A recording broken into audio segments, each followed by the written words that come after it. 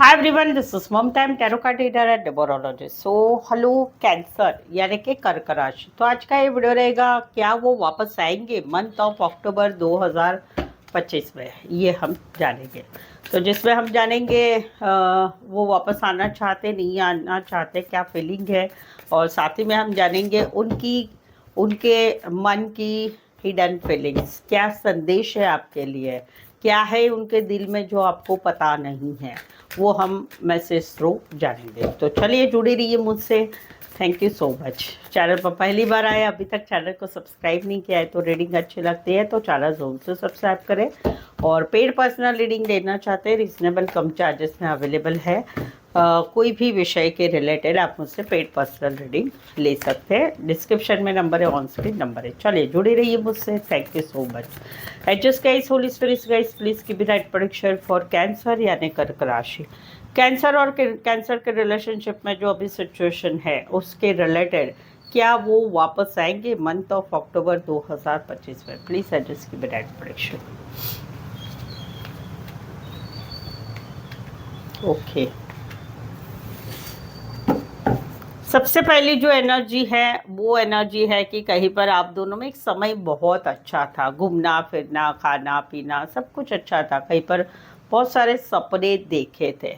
अभी भी आप भी कहीं पर वो सपने, या आपको अभी ऐसा लगता है ये कहीं पर सपने हैं, आप कहीं पर ये दिन भी आपके दिल में भी है, बहुत नज़दीक है, दिल के नज़दीक में, बट कहीं पर एक कन्फ्यूज़न बनी है, एक कन्फ्यूज़न बनी है। अभी ये कन्फ्यूज़न कहीं पर आपके मन में बनी हुई है या कहीं पर इनके मन में बनी हुई है कि जहाँ पर रिश्ते में प्रायोरिटी नहीं देना, रिश्ते को प्रायोरिटी नहीं देना, रिश्ते में मैसेज कॉल नहीं करना, रिश्ते के लिए एक डिसीजन मेकिंग वाली सिचुएशन नहीं लेना, कंफ्यूज रहना।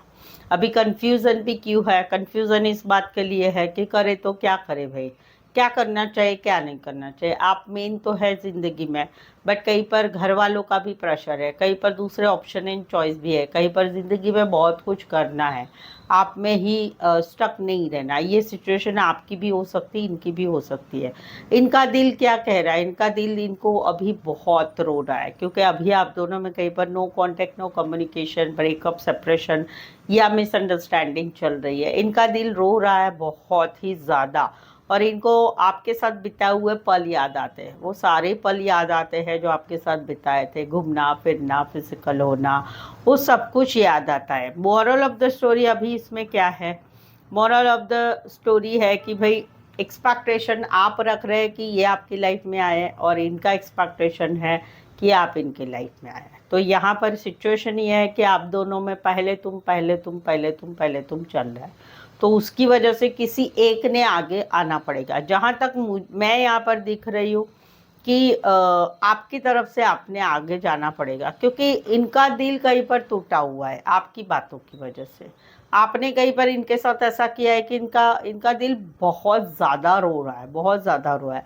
इनको ऐसा लग रहा है कि आप ही कहीं पर एक्शन नहीं ले रहे, आप ही कहीं पर इनको इतना प्रायोरिटी नहीं दे रहे। कमेंट में ज़रूर से बताइए। तो वो एक वाली बात है। तो वहाँ पर कहीं पर तो कोई वन साइड मैरिड से भी रिश्ता है, कहीं पर दोनों साइड मैरिड है, कहीं पर ये आपसे उम्र में छोटे भी हो सकते हैं, और कहीं पर जो है छोटा सा सफ़र करके आ सकते उतना है। तो अक्टूबर में आएंगे कि नहीं आएंगे, इनका तो दिल टूटा हुआ है। ये आपके साथ अभी भी आना चाहते हैं, आपके साथ रिश्ते में वो फिर से वो नज़दीक या बढ़ाना चाहते हैं।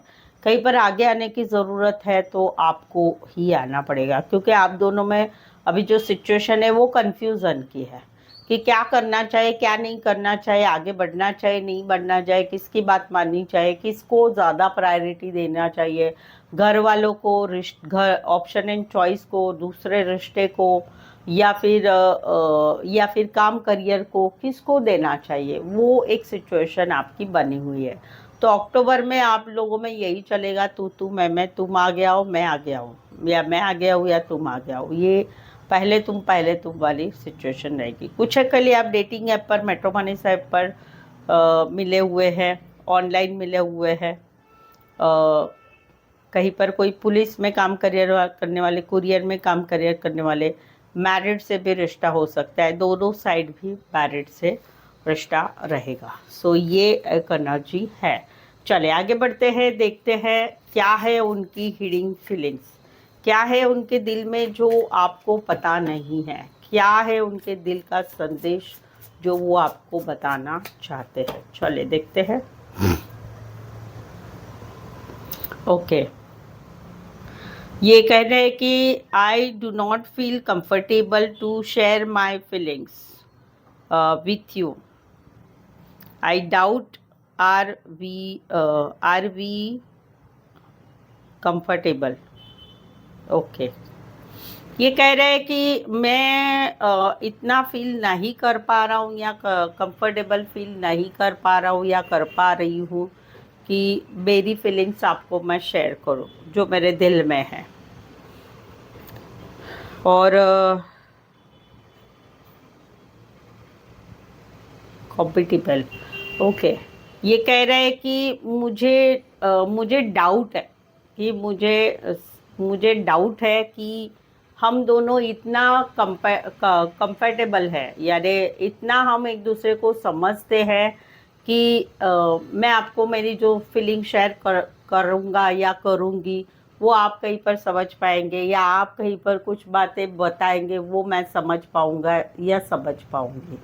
ये बता रहे हैं। दूसरा भी मैसेज है, I can't live without you but don't know how to fix it. मैं आपके बगैर नहीं रह सकता, नहीं रह सकती, लेकिन मुझे समझ में ही नहीं आ रहा है कि उसे कैसे जोड़ना है, कैसे फिक्स करना है। वही जो मैंने बताया कन्फ्यूज़न वाली सिचुएशन है, वही यहाँ पर भी आ रही कि कन्फ्यूज़न बना हुआ है कि समझ में नहीं आ रहा है कि क्या इसे कैसे जोड़े, इस रिश्ते को फिर से जोड़े या इस रिश्ते को कैसे जोड़ना चाहिए।